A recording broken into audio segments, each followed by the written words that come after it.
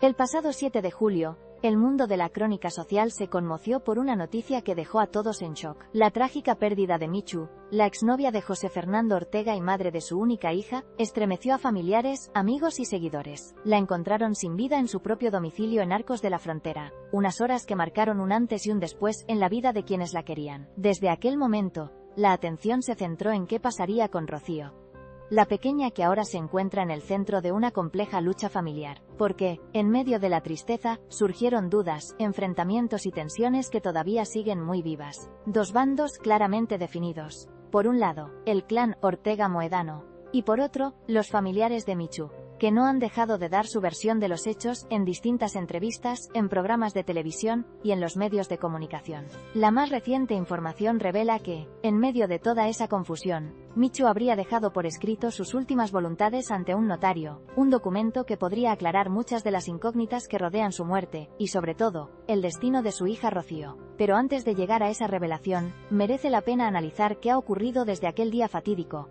y qué implicaciones tendría esa supuesta voluntad escrita. El pasado 7 de julio, cuando la noticia de su fallecimiento se hizo pública, las diferentes versiones comenzaron a fluir con fuerza. El entorno de Michu aseguraba que la pequeña Rocío se quedaría con ellos en su residencia habitual, en Arcos de la Frontera, donde la niña había crecido y donde ella misma había expresado su deseo de que permaneciera en su entorno. Sin embargo, los familiares de Rocío Jurado, que también estaban muy vinculados al caso, llegaban con una visión opuesta. Consideraban que quizás lo mejor sería que la niña fuera a vivir a Madrid, donde podría recibir una educación de mayor calidad y crecer en un entorno más estable y seguro. Así, en cuestión de horas la tensión se fue intensificando, y las voces de uno y otro lado mostraron sus argumentos, sus intereses y sus sentimientos, dejando en evidencia que el futuro de la pequeña se había convertido en una auténtica batalla familiar. Pero la historia dio un giro importante cuando, horas después, Tarde AR desveló una información que cambiaría el paradigma. Según revelaron en el programa vespertino de Telecinco,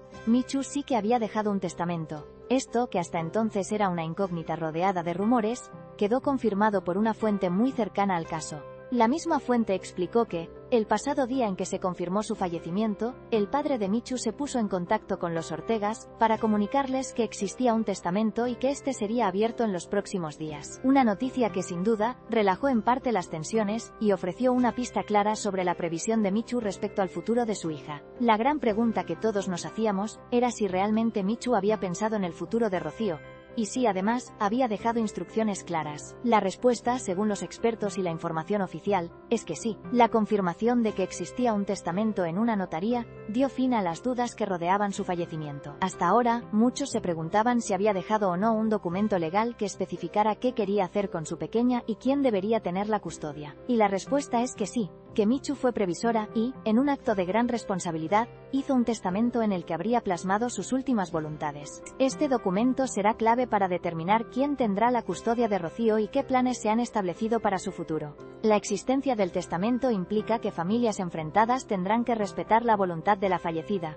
siempre y cuando ésta sea clara y esté debidamente certificada. La misma fuente de Tarde AR explicó que, en este testamento, Michu habría señalado quién quería que cuidara de su hija y en qué entorno deseaba que creciera. Aunque todavía no se ha hecho público el contenido exacto, todo apunta a que el documento revela sus preferencias y expectativas, probablemente buscando evitar más tensiones y enfrentamientos en un momento tan difícil. Con esta revelación, muchos podrán entender mejor el porqué de la tensión que se ha vivido en estos días. La figura de Michu, su personalidad y sus decisiones parecen ahora más claras, y el testamento podría ofrecer la solución definitiva a una situación que ha dividido a muchas familias. La esperanza es que, con esta información en mano, se pueda llegar a un acuerdo que beneficie a Rocío y que respete la voluntad de su madre, en un momento en que el dolor y la incertidumbre aún pesan en el aire. En definitiva, el caso de Michu y la custodia de su hija todavía tienen mucho camino por recorrer, pero la existencia del testamento ha supuesto un paso fundamental para esclarecer las dudas y poner fin a una etapa de tensión constante. La familia, los amigos y todos los interesados esperan que, a partir de ahora, predominen el diálogo, el respeto y el interés por el bienestar de la pequeña Rocío.